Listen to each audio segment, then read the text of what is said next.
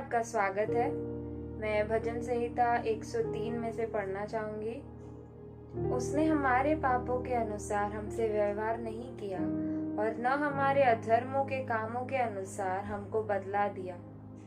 जैसे आकाश पृथ्वी के ऊपर ऊंचा है, वैसे ही उसकी करुणा उसके डरवयों के ऊपर प्रबल है। आमीन। आइए हम सब खड़े होते हैं और प्रभु की स्तुति और आराधना करते हैं। प्रभु तेरा धन्यवाद करते हैं इस शाम के समय के लिए। प्रभु धन्यवाद करते हैं प्रभु कि तेरी उपस्थिति यहाँ है। प्रभु धन्यवाद करते हैं प्रभु कि तूने हमें आशीषित किया है प्रभु, कि हम तेरी स्तुति आराधना कर सकते हैं प्रभु। धन्यवाद प्रभु कि हम तेरी उपस्थिति में आ सकते हैं प्रभु। तेरा धन्यवाद प्रभु कि तूने उस क्रूस पर हमारे लिए अपना बलिदान दिया प्रभु, ताकि हम आज़ादी में रहे प्रभु और हम तेरी स्तुति और आराधना करें प्रभु। मांगते हैं कि आज जैसे हम तेरी स्तुति आराधना करें कि तुझी को सारा आदर, सारी महिमा, सारा गौरव मिले प्रभु, क्योंकि तू, केवल तू उसके योग्य है। तेरे नाम में मांगते हैं, आमीन। तेरा प्यार है महान, तेरा प्यार है यहाँ। मैं जो पहले मुर्दा था, तूने डाली मुझ में जान। तेरा प्यार है महान, तेरा प्यार है यहाँ। मैं जो पहले मुर्दा था, तूने डाली मुझ में जान। क्यों ना बोलूं फिर मैं तेरी जय जयकार, क्यों ना बोलूं फिर मैं तेरी जय जयकार। जय जयकार, जय जयकार, तूने मेरे लिए क्या कुछ ना किया। जय जयकार, जय जयकार, तूने मेरे लिए क्या कुछ ना किया। मेरी सूरत बिगड़ी थी, मेरा दिल भी था खाली, तूने सींचा लहू से ताकि आए हरियाली। मेरी सूरत बिगड़ी थी, मेरा दिल भी था खाली, तूने सींचा लहू से ताकि आए हरियाली। क्यों ना बोलूं फिर मैं तेरी जय जयकार, क्यों ना बोलूं फिर मैं तेरी जय जयकार। जय जयकार, जय जयकार, तूने मेरे लिए क्या कुछ ना किया। जय जयकार, जय जयकार, तूने मेरे लिए क्या कुछ ना किया। आई जीवन में खुशी, आई अपनी जिंदगी, तू है जिंदा साफिया, तूने ये है किया। आई जीवन में खुशी, आई अपनी जिंदगी, तू है जिंदा साफिया, तूने ये है किया। क्यों ना बोलूं फिर मैं तेरी जय जयकार, क्यों ना बोलूं फिर मैं तेरी जय जयकार। जय जयकार, जय जयकार, तूने मेरे लिए क्या कुछ ना किया। जय जयकार, जय जयकार, तूने मेरे लिए क्या कुछ ना किया। अपनी रूह से भर दिया, अपनी शक्ति मुझको दी, ताकि दूं मैं गवाही तेरे जी उठने की। अपनी रूह से भर दिया, अपनी शक्ति मुझको दी, ताकि दूं मैं गवाही तेरे जी उठने की। क्यों ना बोलूं फिर मैं तेरी जय जयकार, क्यों ना बोलूं फिर मैं तेरी जय जयकार। जय जयकार, जय जयकार, तूने मेरे लिए क्या कुछ ना किया। जय जयकार, जय जयकार, तूने मेरे लिए क्या कुछ ना किया। क्यों ना बोलूं फिर मैं तेरी जय जयकार, क्यों ना बोलूं फिर मैं तेरी जय जयकार। जय जयकार, जय जयकार, तूने मेरे लिए क्या कुछ ना किया। जय जयकार, जय जयकार, तूने मेरे लिए क्या कुछ ना किया।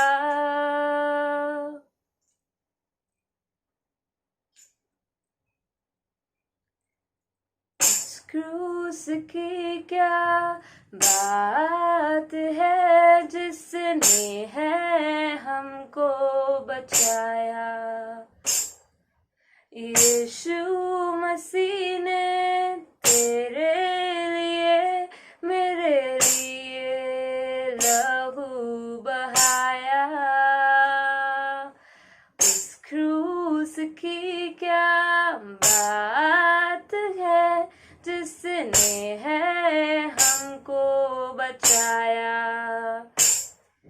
यीशु मसीह ने तेरे लिए मेरे लिए लहू बहाया। जब मैं गुनाहों में डूबा हुआ था, उस क्रूस पर मेरा नाम लिखा था। जब मैं गुनाहों में डूबा हुआ था, उस क्रूस पर मेरा नाम लिखा था। उस क्रूस पर मेरा नाम लिखा था। यीशु ने अपना खून बहाकर उस नाम को है मिटाया। यीशु मसीह ने तेरे लिए मेरे लिए लहू बहाया।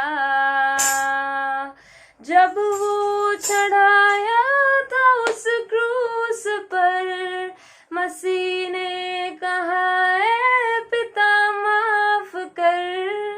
जब वो चढ़ाया था उस क्रूस पर, मसीह ने कहा है पिता माफ कर।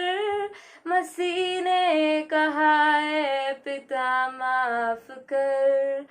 माफ कर दे उन लोगों को जिसने मुझे ठुकराया। यीशु मसीह ने तेरे लिए मेरे लिए लहू बहाया। अब है गुनाहों से क्या वास्ता, मसीह संग रहूं मैं सदा। अब है गुनाहों से क्या वास्ता, मसीह संग रहूं मैं सदा। मसीह संग रहूं मैं सदा। पिता के ही चरणों में गाता रहूं मैं अब ये गीत दोबारा। यीशु मसीह ने तेरे लिए मेरे लिए लहू बहाया। उस क्रूस की क्या बात है, जिसने है हमको बचाया। यीशु मसीह ने तेरे लिए मेरे लिए लहू बहाया। उस क्रूस की क्या बात है, जिसने है हमको बचाया। यीशु मसीह ने तेरे लिए मेरे लिए लहू बहाया।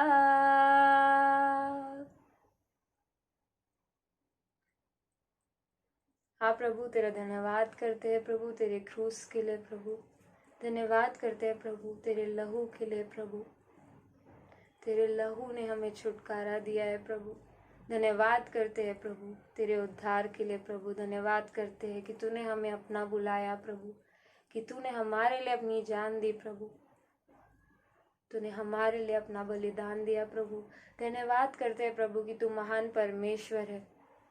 आगे का पूरा समय हम तेरे हाथों में सौंपते हैं। मांगते हैं कि तू हमें अपने वचनों से सिखाएगा प्रभु, कि तू हमें बदल प्रभु, तू हमें अपने जैसा बना प्रभु। तेरे नाम में मांगते हैं, आमीन। मेरे प्यारे कलीसिया, आज शाम की सभा में मैं आप सभी का स्वागत करना चाहता हूँ और धन्यवाद देना चाहता हूँ परमेश्वर पिता का। उन्होंने बहुत ही मुश्किलों से, बहुत सारे तकलीफ़ों से हमको बचा के ये मौका दिया कि हम उसका स्तुति और आराधना करें, उसका गुणगान करें और उसके वचनों से हम कुछ सीखें। मैं धन्यवाद देता हूँ एंजल का। उन्होंने बहुत ही खूबसूरत तरीके से स्तुति और आराधना के जरिए हम सभी को अगुवाई किया है। तो आइए हम उसके वचन में आगे बढ़ने से पहले प्रार्थना करते हैं और परमेश्वर से आशीष लेते हैं। आइए हम प्रार्थना करते हैं।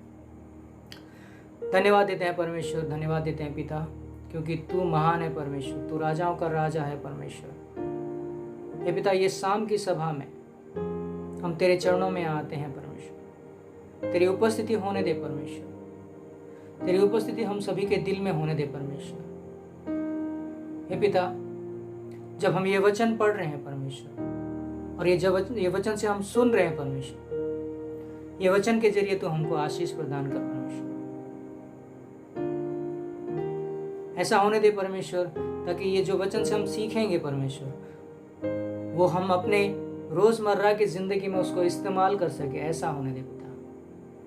हे पिता, जब मैं ये वचन सुना रहा हूँ परमेश्वर, ये वचन बांट रहा हूँ परमेश्वर, तू मेरे साथ रहे परमेश्वर, तू मुझे छुपा ले परमेश्वर, तेरी उपस्थिति होने दे पिता। हे पिता, आगे का सारा समय हम तेरे हाथों में सौंपते हैं। ये छोटी सी दुआ तेरे मीठे और प्यारे नाम से मांगते हैं, सुन और कबूल कर, आमीन।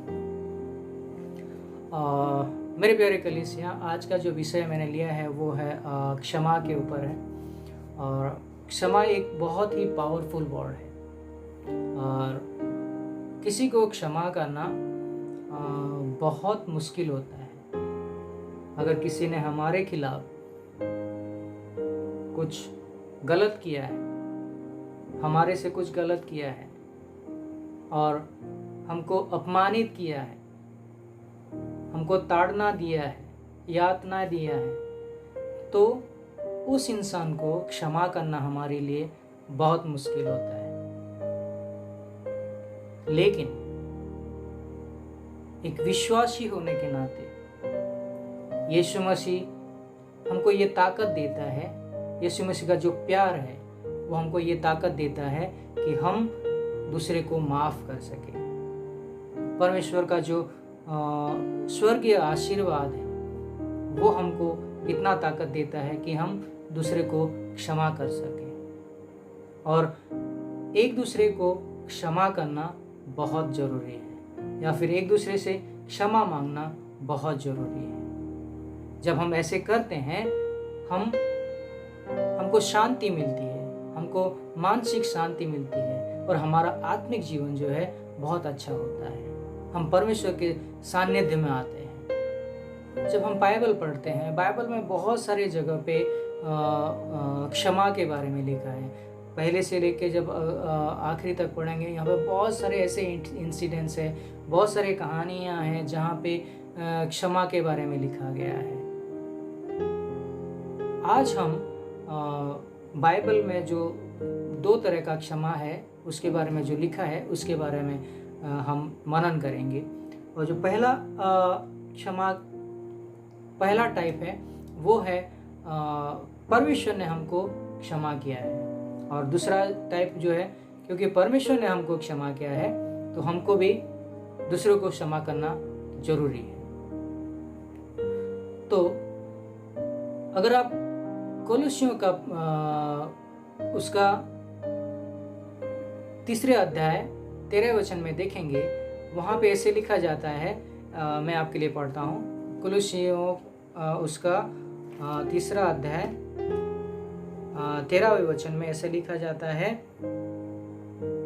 और यदि किसी को किसी पर दोष देने का कोई कारण हो तो एक दूसरे की सह लो और एक दूसरे के अपराध क्षमा करो। जैसे प्रभु ने तुम्हारे अपराध क्षमा किए वैसे ही तुम भी करो। जैसे प्रभु ने तुम्हारे अपराध क्षमा किए वैसे ही तुम भी करो। प्रभु ने हमारे अपराध को क्षमा किया है। तो प्रभु का जो क्षमा किस तरह का होता है, प्रभु का क्षमा क्या है।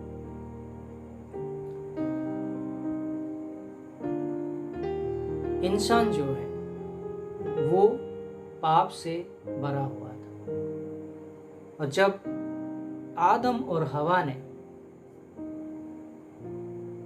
वो जो परमेश्वर का वचन को तोड़ के, परमेश्वर का वचन नहीं मान के वो फल खाए, उस दिन से मानव समाज जो है पाप में गया, और उस दिन से मानव समाज पाप पे पाप किए जा रहा था। तो परमेश्वर नहीं चाहता था कि हम जो मनुष्य जाति हैं वो पाप से मरे, पाप से नरक में जाए। तो परमेश्वर चाहता था कि हम उद्धार पाए, इससे हमको माफ़ी मिले हमारे पापों से। तो उसने हमारे लिए अपना इकलौता बेटे को हमारे ये पृथ्वी पर भेजा। उसका जो प्लान था हमारे उद्धार के लिए, हमारे पापों के क्षमा के लिए, कि उसका इकलौता बेटा को धरती पर भेजे। क्योंकि हमारा और परमेश्वर का जो रिश्ता था, हम पापी होके परमेश्वर के साथ रिश्ता नहीं बना सकते थे, और वो हमको पवित्र करने के लिए, हमको शुद्ध करने के लिए, हमको पापों से मुक्त करने के लिए उसने अपने इकलौते बेटे को धरती पर भेज दिया। और जब यीशु मसीह धरती पर आया, उसने अपने जीवन को क्रूस पे डाल के हमारा जो पाप है उसको माफ़ किया। अगर हम मत्ती लिखित सुसमाचार उसका 26 अध्याय 28 में पढ़ते हैं, मैं आपके लिए पढ़ता हूँ। मत्ती लिखित सुसमाचार उसका 26 अध्याय 28वें वचन में ऐसे लिखा जाता है, जब वो उसके चेले लोगों के साथ आखिरी भोज में बैठा था, वहाँ पे वो ऐसे बोलता है, क्योंकि यह वाचा का मेरा वह लहू है जो बहुतों के लिए पापों की क्षमा के निमित्त बहाया जाता है। और इंग्लिश में ऐसे लिखा जाता है कि this is my blood of the covenant which is poured out for many for the forgiveness of sins। हमारे पापों के लिए उसका जो लहू है उसको बहाया गया। उसके अगले दिन उसको सूली पे चढ़ाया गया, और 3 दिन के बाद वो जी उठकर मौत के ऊपर विजय प्राप्त किया। जब यीशु मसीह ये जगत पे थे, और वो और यूहन्ना ये बोलते थे कि अपने पापों से मुंह फिराओ, और जब हम अपने पापों से मुंह फिराते हैं तो हमको हमारे जो पाप हैं उसको माफ़ किया जाता है, और हम लोगों को जो स्वर्गीय आनंद है, स्वर्गीय जीवन मिलता है। तो पहले हमने देखा कि परमेश्वर का क्षमा किस तरह से होता है। अभी हम देखेंगे कि दूसरे लोग का क्षमा किस तरह से होता है। हमारा जो रिश्ता है परमेश्वर के साथ बहुत दृढ़ होता है, लेकिन एक विश्वासी होने के नाते हमारा रिश्ता हमारे दूसरे लोगों के साथ किस तरह से है। क्या हमारा रिश्ता उनके साथ अच्छा नहीं है? कोई अगर हमारे साथ बुरा व्यवहार कर रहा है, क्या हमारा रिश्ता उनके साथ अच्छा है? बाइबल में अगर पढ़ते हैं मत्ती लिखित सुसमाचार उस 6 अध्याय 14 और 15 में यीशु मसीह वहाँ पे ऐसे बोलता है, क्लियरली ऐसे लिखा जाता है कि इसीलिए यदि तुम मनुष्य के अपराध क्षमा करोगे तो तुम्हारा स्वर्गीय पिता भी तुम्हें क्षमा करेगा, और यदि तुम मनुष्य के अपराध क्षमा ना करोगे तो तुम्हारा पिता भी तुम्हारे अपराध क्षमा ना करेगा। जब हम अपने अपराधियों को क्षमा करते हैं तब ही हमारा परमेश्वर हमारे अपराधों को क्षमा करेगा, और जब हम अपने अपराधियों को क्षमा नहीं करते हैं तो परमेश्वर हमारा अपराध क्षमा नहीं करेगा।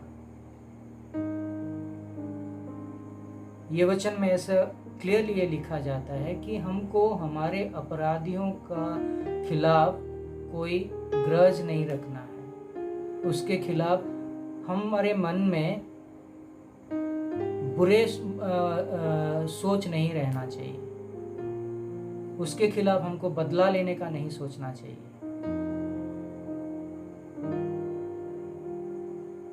कोई अगर हमारे साथ बुरा व्यवहार करता है तो शायद ऐसा हो सके कि हम वो किस्सा को हम भूल नहीं सकते, लेकिन इसका मतलब ये नहीं है कि हम उसके खिलाफ हमारे दिल में बुरा सोच रखें और उसको बदला लेने का सोचें। ये परमेश्वर हमको अधिकार नहीं देता है। परमेश्वर यहाँ पे क्लियरली बोलता है कि अगर तुम अपने अपराधियों को क्षमा नहीं करते हो तो तुम्हारे अपराध भी क्षमा नहीं होगा। तो ऐसे परिस्थितियों में हमको परमेश्वर के ऊपर सब कुछ छोड़ देना चाहिए। वो परिस्थिति को परमेश्वर के ऊपर छोड़ना जरूरी है। अगर हम अपने अपराधियों को क्षमा नहीं करते हैं तो वो एक तरह का पाप होता है, क्योंकि परमेश्वर हमको जब क्षमा करता है कि उसका भी एक अपेक्षा रहता है कि हम भी हमारे अपराधियों को क्षमा करें। और जब हम हमारे अपराधियों को क्षमा नहीं करते हैं, जो हमारे मन में उनके लिए एक कड़वाहट पैदा होता है, हमारे मन में उनके लिए एक गुस्सा पैदा होता है। जब हमारे मन में कड़वाहट पैदा होता है, हम उस कड़वाहट का दास बन जाते हैं। जब वो कड़वाहट के दास बन जाते हैं तो हम गुस्सा, उसके लिए हर वक्त हमारे मन में गुस्सा रहता है, और ये गुस्सा क्या करता है, हमारे शरीर को तकलीफ देता है, हमारे मन को तकलीफ देता है। हम शांति से सो नहीं सकते, हम हर वक्त यही सोचते रहते हैं कि उसको कैसे परेशान करें, उसको कैसे तकलीफ दें।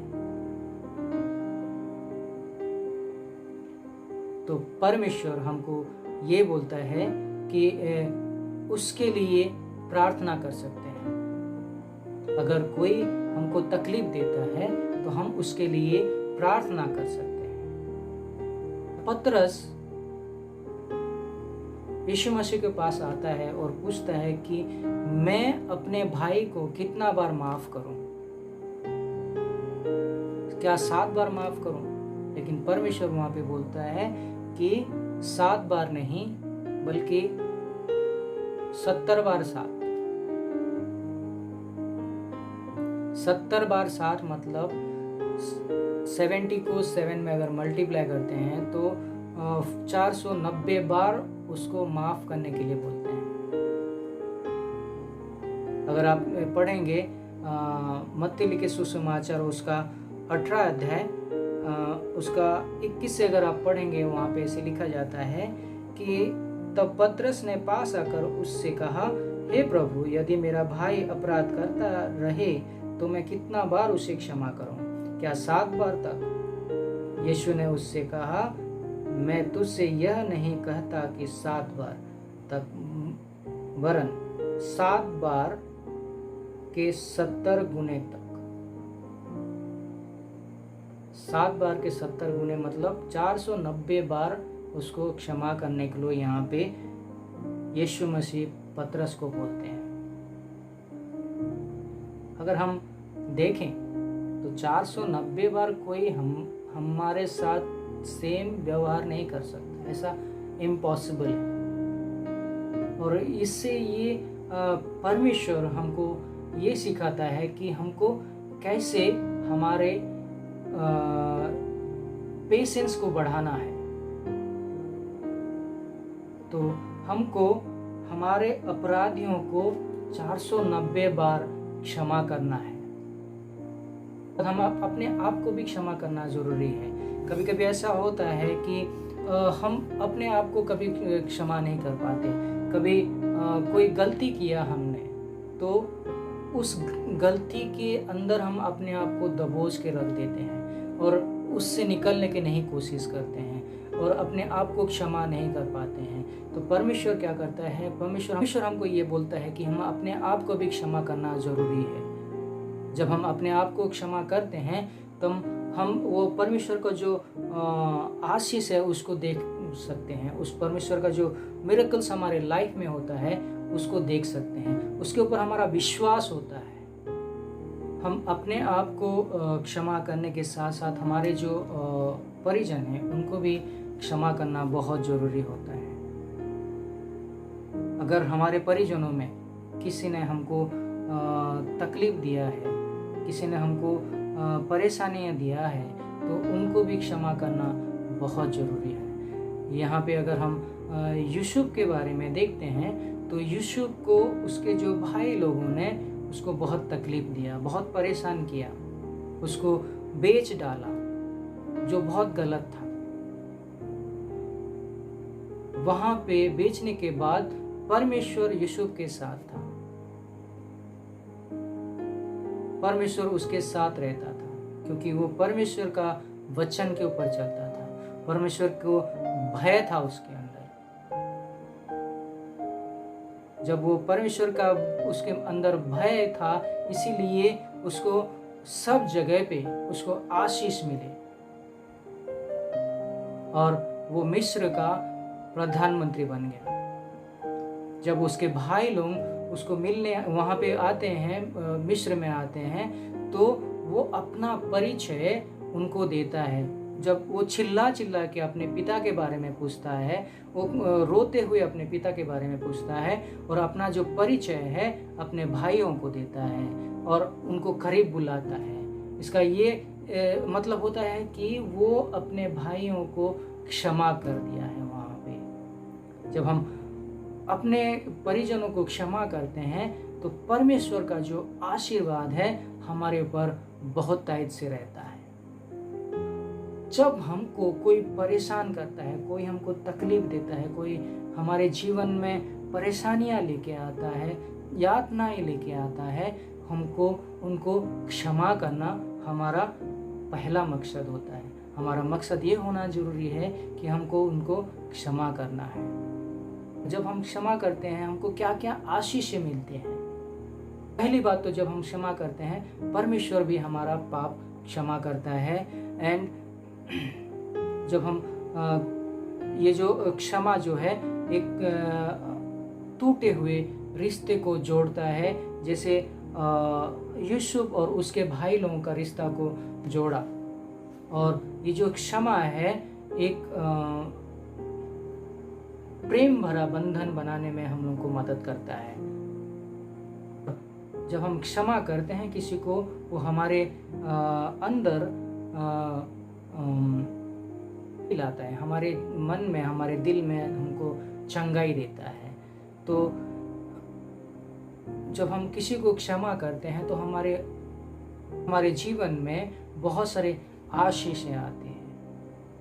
हमको हमारे अपराधियों को कैसे क्षमा कर सकते हैं, किस तरह से हम उनको क्षमा दे सकते हैं। पहली बात यह है कि हमें अपना जो गलतियां हैं उसका महसूस होना ज़रूरी है। हमको हमारे गलतियों को महसूस करना है। दूसरी बात है कि हमने जो इंसिडेंट्स हुए हैं, जो बातें हो चुकी हैं, उसको भुलाना है, उसको त्यागना है। और तीसरी बात यह है कि हम परमेश्वर के पास, हम यीशु मसीह के पास आके उनके पास प्रार्थना करके उनके लिए क्षमा प्रार्थना कर सकते हैं, उनके लिए क्षमा मांगने के लिए भी शक्ति मांग सकते हैं। जब हम किसी को क्षमा करते हैं हमारे ज़िंदगी में पवित्रता आती है, हमारी ज़िंदगी में खुशी आती है, हमारी ज़िंदगी में सुकून आता है। क्यों जब हम किसी को क्षमा नहीं करते हैं, हमारे ज़िंदगी में जो पाप भरा रहता है, जो पाप से हमको आज़ादी नहीं मिलती है। जब हम किसी को क्षमा करते हैं हम उसको रिलीज़ करते हैं, हम उनको हमारे ज़िंदगी से उनको रिलीज़ करते हैं। मैं आपको एक कहानी बताना चाहता हूँ। एक वृद्ध महिला थी, एक ओल्ड लेडी थी। उनके 4 बच्चे थे, 4 लड़के थे। तो उन लड़के लोगों का शादी हो गया। शादी होने के बाद जो उनके जो बहुएं थी वो उनको बहुत सताती थी, उनको बहुत तकलीफ़ देते थे। तो ये जो सासू हैं ये भी उनके खिलाफ गलत बोलते थे, इनके खिलाफ हर वक्त दूसरा कुछ सोचते रहते थे, उनको कैसे परेशान करना है वही सोचते रहते थे। तो ऐसा होता है, होते होते 1 साल बीत जाते हैं, 2 साल बीत जाते हैं। ऐसा होते होते अचानक से ये जो वृद्ध महिला है उनका जो वज़न है वो बढ़ते रहता है। वो खुद को बहुत वज़न महसूस करने लगते हैं। तो एक बार ऐसा होता है, वो बहुत परेशान होते हैं, बहुत उनके मन में शांति नहीं रहती है, वो परेशान हो जाते हैं, तकलीफ़ होती है उनको, वो एक जगह बैठ नहीं सकते हैं। तो वो घर से निकलते हैं और बाहर चले जाते हैं। जब बाहर जाते रहते हैं वो ऐसे बहुत दूर जाने के बाद एक जंगल आता है और वहाँ पे एक घर दिखता है जिसका जो ऊपर का हिस्सा हो वो नहीं रहता है, सिर्फ 4 दीवार रहते हैं वहाँ पे। तो वहाँ पे जाने के बाद वो अंदर जाते हैं वहाँ पे, और उसको वहाँ पे अचानक से रोना आता है। तो वो जब रोने आते रहते हैं, क्योंकि उसको जो बच्चे लोग ने सताया है, उसके जो बहुओं ने सताया है, उसके वजह से उनको बहुत रोना आता है। जब रोने आते रहता है वो उनके मन में ऐसा होता है कि वो एक को क्षमा करना चाहिए बोलते हैं, और वो रोते हैं, एक दीवार के सामने रोते हैं, एक दीवार के सामने बैठ के रोते हैं। तो अचानक से वो दीवार गिर जाता है। फिर उसके बाद वो दूसरी तरफ ऐसे देखते हैं और दूसरी तरफ रोने लगते हैं, तो वो दीवार भी गिर जाता है। उनका दुख देके वो दीवार भी गिर जाता है। वैसे होके वो चारों तरफ ऐसे देखते हैं और वो चारों तरफ का जो दीवार है वो गिर जाता है। वो अचानक से कुछ तो ऐसा होता है और खुद को वो हल्का महसूस करने लगते हैं। उनको लगता है कि उनका जो वजन है वो निकल गया है। मेरा बोलने का ये मकसद ये था कि ये स्टोरी बोलने का मकसद ये था कि जब हम किसी का बारे में सोचते रहते हैं, किसी के बारे में गलत सोचते रहते हैं, हम हमारे जीवन में बहुत सारे तकलीफ को डाल के रखते हैं। हमारे जीवन में वो सब बांध के रखते हैं। जब हम वो तोड़ते हैं, उसको वो रिलीज करते हैं, उसको त्याग देते हैं, उसको उसके बारे में सोचना भूल जाते हैं, उसको माफ़ कर देते हैं, क्षमा कर देते हैं, हमको एक सुकून मिलता है, हमको एक आनंद मिलती है, परमेश्वर का जो आशीर्वाद है उसका महसूस होने लगता है। तो आइए हम प्रार्थना करते हैं, आइए हम परमेश्वर के पास आते हैं और हमारे जो पाप हैं उसके लिए क्षमा मांगते हैं। हम दूसरों के लिए क्षमा मांगते हैं। अगर हमने किसी के खिलाफ गलत किया है तो उसको जाके क्षमा मांगते हैं। प्रभु हम सभी को आशीष प्रदान करें, आमीन। आइए हम प्रार्थना करते हैं, धन्यवाद देते हैं परमेश्वर, धन्यवाद देते हैं ये वचन के लिए परमेश्वर। हे परमेश्वर, आज तू हमको ये इतना शक्ति दे परमेश्वर, ताकि हम अपने गुनाहों को कबूल कर सके, अपने पापों को कबूल कर सके और तेरे पास आके अपने पापों के बारे में क्षमा मांग सके। हे परमेश्वर, हमको इतना शक्ति दे परमेश्वर, ताकि हम अपने जिसने हमारे खिलाफ गलत किया है उसके पास जाके उसके माफ़ी मांग सके, उसको क्षमा कर सके। ऐसा शक्ति दे परमेश्वर, इतना ऐसे ताकत दे परमेश्वर। हे परमेश्वर, हमारा सामर्थ्य परमेश्वर है, तू हमको ये आशीष प्रदान कर, ताकि हम हमारे दोषियों, हमारे अपराधियों को क्षमा कर सके। हे परमेश्वर, ये छोटी सी दुआ तेरे मीठे और प्यारे नाम से मांगते हैं, सुन और कबूल कर, आमीन। क्रूस की क्या बात है जिसने है हमको बचाया। यीशु मसीह ने तेरे लिए मेरे लिए लहू बहाया। उस क्रूस की क्या बात है जिसने है हमको बचाया। यीशु मसीह ने तेरे लिए मेरे लिए लहू बहाया। जब मैं गुनाहों में डूबा हुआ था, उस क्रूस पर मेरा नाम लिखा था। जब मैं गुनाहों में डूबा हुआ था, उस क्रूस पर मेरा नाम लिखा था। उस क्रूस पर मेरा नाम लिखा था। यीशु ने अपना खून बहाकर उस नाम को है मिटाया। यीशु मसीह ने तेरे लिए मेरे लिए लहू बहाया। जब वो चढ़ाया था उस क्रूस पर, मसीह ने कहा है पिता माफ कर। जब वो चढ़ाया था उस क्रूस पर, मसीह ने कहा है पिता माफ कर। मसीह ने कहा है पिता माफ कर। माफ कर दे उन लोगों को जिसने मुझे ठुकराया। यीशु मसीह ने तेरे लिए मेरे लिए लहू बहाया। अब है गुनाहों से क्या वास्ता, मसीह संग रहूं मैं सदा। अब है गुनाहों से क्या वास्ता, मसीह संग रहूं मैं सदा। मसीह संग रहूं मैं सदा। पिता के ही चरणों में गाता रहूं मैं अब ये गीत दोबारा। यीशु मसीह ने तेरे लिए मेरे लिए लहू बहाया।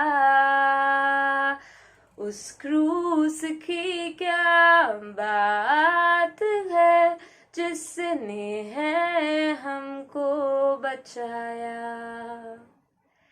यीशु मसीह ने तेरे लिए मेरे लिए लहू बहाया।